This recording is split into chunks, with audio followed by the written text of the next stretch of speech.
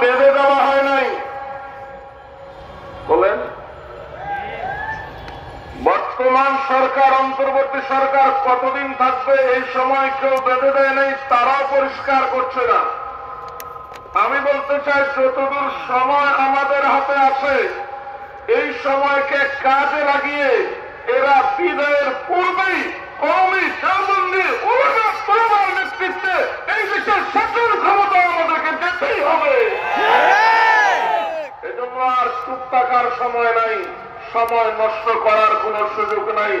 আজকের এই এক স্টেজে সর্বস্তরের উলামায়ে কেরাম যেভাবে একত্রিত হয়েছেন, আমি অনুরোধ করব আপনারা এক স্টেজ থেকে পুরো জাতিকে নেতৃত্ব দিন।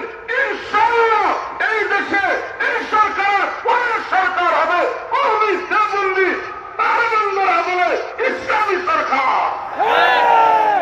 আল্লাহ পাক আমাদেরকে সফলতা দান করেন, সকলে বলে আমিন। ওয়া আখিরু দাওয়ানা আলহামদুলিল্লাহ।